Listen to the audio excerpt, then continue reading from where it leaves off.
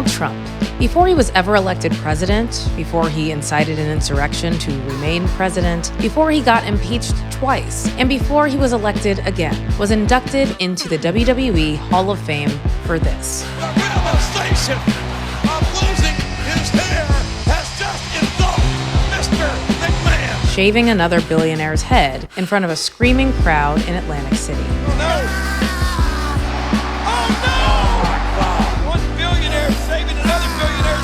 And honestly, it explains everything.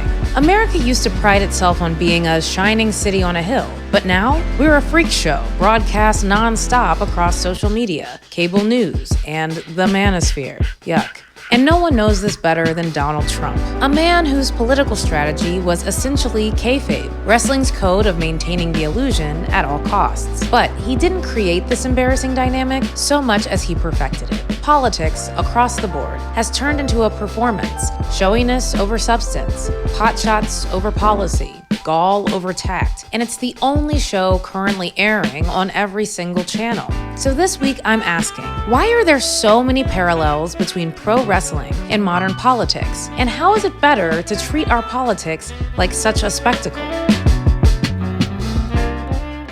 Well, I mean, I think politics and wrestling have always had one thing in common, which is lying to people. That's Dave Schilling, a journalist, a wrestling fan, and a former WWE writer. Yeah, seriously. So he knows exactly what game is being played in our political arena these days because he spent real time scripting. Wrestling is purposefully lying to you. It's saying what you're seeing right now in the ring in front of your face is real. And of course it's not, right? I mean, it's real in the sense that like there are real fists and real feet. People are jumping and hurting themselves. It's an athletic contest that is predetermined, but it's still an athletic activity. But you're going out of your way to lie. And as a writer for WWE, it was our job to trick the audience, fool the audience, lead them one way so that we can get them to emotionally respond to a specific thing. That's politics. Yeah. You get up on stage and you give a speech that promises things, that says things are a certain way when they're maybe not, and you're trying to inflame people's emotions. So it's very, very natural that wrestling and politics would eventually kind of meet in the middle. Obviously, Donald Trump has an experience in WWE, multiple experiences, right? He hosted WrestleManias 4 and 5 in the 80s at Trump Plaza in Atlantic City. And he also was at WrestleMania, I believe, 23, participating in what was called the Battle of the Billionaires, where Vince McMahon and Donald Trump had seconds, like wrestlers who would represent them, and the loser's wrestler would have to get their head shaved. And Trump shaved Vince McMahon's head. Oh my God. He has that experience. He's in the WWE Hall of Fame. So he understands just being, in the public eye and being a tabloid celebrity, but also from being very intimate with Vince McMahon as a business person, as a character on screen. He understands what it takes to inflame a crowd. And that is really the power that he's been wielding since 2015. So the president of the United States isn't just a politician or even just a by proxy wrestler. He's actually a full-blown heel. The heel, the bad guy, is this figure that is more than happy to be showered with booze and anger and vitriol. That is the whole job of the heel in a wrestling match or in a wrestling story, to be so hated that you want to pay money to see them lose. And Donald Trump understands the power of being a heel. He's okay being hated. He is okay being the subject of ridicule. I mean, it obviously pisses him off quite a bit. That's why he sues everyone who says anything mean about him. Right. But I don't think people on the left are comfortable being hated. They want to be loved. Obama was a figure that people could rally behind because he was so nice and he was so well-spoken and he was so handsome and all of the soft power of charisma versus the hard power of sheer brazenness. And so that's the reason I think that Democrats, certainly establishment Democrats, are so afraid of what it really takes to be that person that people say, I trust them, or I want to see more of them, or I'm interested in them. Something that I bump up against consistently is then who is the person that can beat Trump? And obviously Joe Biden beat Trump. My belief is because it had everything to do with COVID and the COVID response. We were all so sick. of being told to just choke and drink bleach by someone who literally got the disease before there was a vaccine and almost died, that we all were like, you know what? I'll do anything not to have to keep listening to this. I think the media abandoned that because they wanted to get back to normal. And so there's no responsibility placed on Trump for that anymore. But we have Joe Biden beating him. I think the right and the left were like, why? Now, I think the question is, Trump may try to run again. Trumpism is not going away. Do you think that we need like The Rock, for example, to run against him? Like, do we need, I mean, The Rock might be a Republican. I think he is. But do we think we need The Rock? Or it's like John Cena, somebody who's actually like wrestling prepared, can answer that, can overcome looking like a heel to become the person we're all cheering for. Like, is that even possible on the left? Are there people that you have in mind that have that kind of leverage? Well, I want to start by saying I would rather vote for A Rock than The Rock if I was given the choice. The inanimate object might be more qualified. Fair. Second, I don't know if there's anyone out there. I had a lot of enthusiasm for Fetterman just because of his physical size. Just because he's big. That you put him next to J.D. Vance, and it's like Andre the Giant and a peanut. A little guy, yeah. Like, he's going to eat the peanut. I don't know if there's anybody who screams pro wrestling on the left. Because, again, this is a respectability politics business. When you think about the media apparatus of the Democratic Party, it's a lot of people, and this is no disrespect to Chris Hayes, but that look like Chris. Yeah, exactly. That are very, like... friendly. Kind, friendly, like, hey, guys, I'm... Yeah. Like all the Pod Save America guys are like nice guys. Yeah, too clean. They all look like they showered today. Trump looks like, a soggy bag of mashed potatoes, but he's got that scowl and he looks angry. He's like an angry dad. Yeah. He's like, I came home, the house wasn't right, and the kids were afraid of him, and he's like kind of gross and slovenly. But you desperately want his approval, and I think a lot of people on the right want his approval. Yes. I don't know if there's that charisma on the left because there's not that interest in it. In wrestling, the heel is the bad guy you love to hate, and the audience is in on it. Kinda. They boo, they throw popcorn, they cheer when the good guy lands a punch or does one of their signature moves. But more than anything, they love the clash and the drama, anything that elevates the hero in their story. Trump took that model, turned it into campaign strategy, and now it's the way half of Congress talks. You want to run your mouth? We can be two consenting adults. We can finish it here. Okay, that's fine. Perfect. You want to do it now? I'd love to do it right now. Well, stand your butt up then. You stand your butt up. Oh, hold on. Big Oh, guy. stop it. Is that your solution, everybody? No, sit down. You're a clown. Sit down. Okay. You're a United States Senator. Sit down. Active. But how much of this tit for tat is real? Obviously, Representative Jasmine Crockett calling Marjorie Taylor Greene a bleach blonde, bad built butch body that would not be engaging in personalities, correct? A what now? and selling merch to that end seems authentic. But for other members of Congress, the barbs traded through the media are less believable. Think Mike Johnson insulting his Democratic colleagues on Fox News, only to be chummy at the bar later that night. Wrestling has long had a term for this kind of theatrical commitment to unreality, Kayfabe. It's sort of like a commitment to the bit, because that's what a lot of this political theater is, a bit. And Josie Riesman, a personal friend and author of RingMaster, Vince McMahon, and the Unmaking of America, says Kayfabe isn't dead. It just moved to Washington. We get into the state of Kayfabe and the Kayfabe state, if you will, after the break.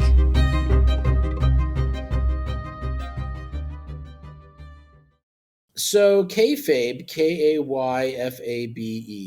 is an old carny term. It emerged from the carnivals where pro wrestling got its start in the late 19th century. No one really knows linguistically what its origin is. It might be Pig Latin for be fake. Oh, that's cool. That could be. That's just one theory. No one really knows, but it became this term of art within wrestling that no one outside of wrestling was familiar with after a while because the carnies even stopped using it. And in pro wrestling, it referred to the sort of omerta, the mafia-like zip your lips about the secrets of wrestling. You had to maintain kayfabe. You had to keep up kayfabe. If an outsider to the industry was coming by and you and your friends who had to pretend to hate each other were talking to each other, one of you would see the outsider come by and be like, kayfabe, kayfabe, and everyone would like pretend to hate each other again just until the person could walk by. That sort of thing. So kayfabe was always not just fiction. It was not just maintaining this illusion that wrestling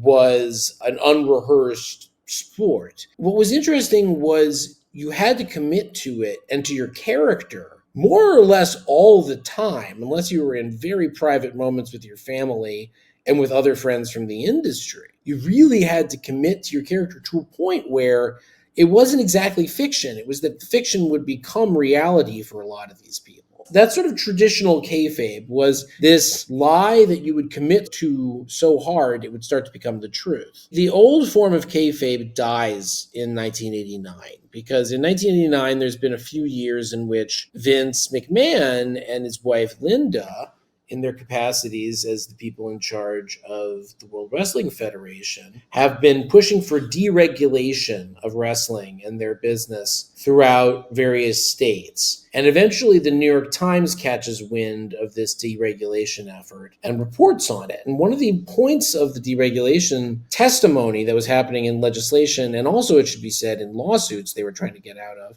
was, don't worry, this is all fake. This is all BS. This is like the circus or the Harlem Globetrotters. And it was a purely defensive maneuver, but it ended up getting reported by the Times, and the Times, it's such a classic Times thing. They were completely blinded to why this testimony was happening, which was deregulation to get out of health and safety standards and taxes. And they were just like, haha, we got to prove that wrestling is fake. Right, of course. Like, it's this front page A1 story. It's like, now it can be told these wrestlers are just having fun, but don't tell anybody because lots of adults think this stuff is real. And it was just like this complete missing of the point. Right. That was the end of old kayfabe. That was its nail in the coffin. It had already been ailing for a while. But the nature of kayfabe has changed over the years, and we see that in wrestling and politics. After that, wrestling sort of drifts in the wilderness for a few years until this new form of kayfabe kind of organically emerges, which I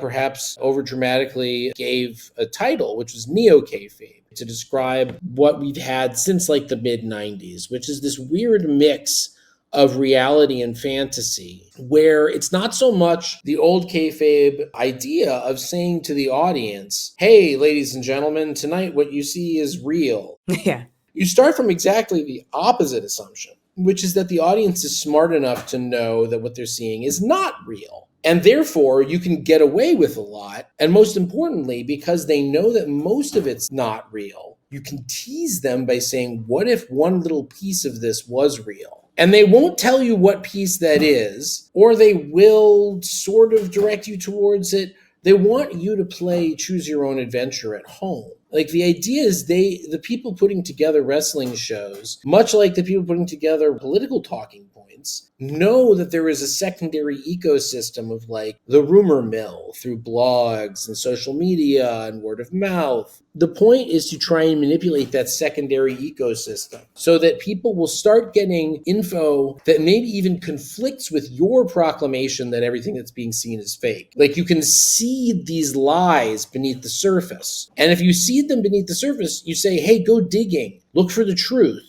And people will dig up a lie, but because it was beneath the surface, they're convinced it must be buried treasure of truth. Right. It was a hidden detail. It was a hidden detail that, like, who could have noticed or whatever. And you can come up with any number of justifications for why you're buying into nonsense that has been fed to you. That's how politics operates now as well. Conspiracies and yes. Oh. I don't know when you're going to be putting this out, but I'm currently in the midst of getting tagged every other second about this Elon Musk Trump falling out. Right. Mm-hmm. About whether that's kayfabe or not. And I genuinely don't know. I'm really at a loss. Okay, well, that's actually a good point, because something that I bump up against is like, does it matter necessarily? Like, if the damage is still done, right? You know, like Elon Musk has been damaging to the country, to the whole world, like, and huge implications for the future. And so it's like, when we think about that, even if he's having a rift with Donald Trump, is it even worth the, investigation of like, well, his company will do better, so that's why? It's like, right, who cares? But also, he's had an impact that was negative, so we don't need to care how he feels about Donald Trump. Oh my God, I am so with you on this. I am so sick of trying to figure out what's inside the heart of Donald Trump or Elon Musk. I don't care what's going on inside their little noggins or inside their special hearts. It doesn't matter to me. What matters is the very patently obvious damage that has been done by these people. Or I should say Linda McMahon, the Secretary of Education and former CEO of World Wrestling Federation and Entertainment. I have got to get it out. Isn't that crazy? In other words, conspiracy thinking is now a feature, not a bug. Politicians aren't trying to win arguments. They're trying to keep us watching, distracted, entertained, locked in. This is going to be great television, I will say that. And honestly, it's exhausting. After the break, we introduce you to a heel who's wrestled in small towns across Appalachia. And now that you understand what a good heel does, embodies what the audience will despise the most, you'll understand why he struck gold with his moniker. Up next, the progressive liberal. People in that part of the country in the Bible Belt, if you're an outsider, you don't sound like them, they know you're not from there. I don't know if insecurity is the right word, but just they're really averse to outsiders. The South, sometimes rightly so, is stereotyped, and they feel that and they take offense to that. So when you come in and tell them their way of life is wrong, that's where the heat would come in. The politics is just a smidge of it. This is Daniel Harnsberger. He's a wrestler turned realtor known as the progressive liberal. In small towns across the South, he's walked into rings in Hillary Clinton or Joe Biden tees while quoting CNN to rile up the crowd and get booed like he insulted your mother. His signature finishing move was called the liberal agenda, and he told Sports Illustrated that he came up with it just so that the announcer would have to say, "Oh, he hit him with his liberal agenda." From Washington, D.C., the progressive liberal. I never felt like I was a character in the progressive liberal. It was just me amped up. I had different monikers thrown in front of my name, but I was just wrestling. And like all wrestlers know, if you touch a nerve, you have to try to strike while the iron is hot. Being featured on the national news, getting the platforms that I had, I would try to capitalize on that, sell t-shirts, bumper stickers, whatever, to make more on top of each appearance. And we realized it wasn't good for me to be out in front of the people like that. Yeah. I mean, it was just a recipe for disaster. There's an event in particular where I was like, yeah, never again. Get to the town, stay in the back, do my thing, then, yeah, leave. It may surprise you, because it shocked the hell out of me, that many times the progressive liberal actually wasn't the heel, but, at least to some, was the coveted babyface representing locals who were just blue dots in waves of red. I can't wait for that moment, man, when I get my first convert to my progressive ways. That was one thing that you never saw covered, which I wouldn't expect them to, but there were people that would come to cheer for me. Because you got to think about that. You lean left and you're in small town Kentucky. You're feeling pretty marginalized. So Right. here's someone who represents me. I'm sure I was an outlet for them at that time. But it turns out, people don't want politics in their entertainment, even if they want entertainment in their politics. And this is true for the fans as well as the huge corporations running wrestling in the US today.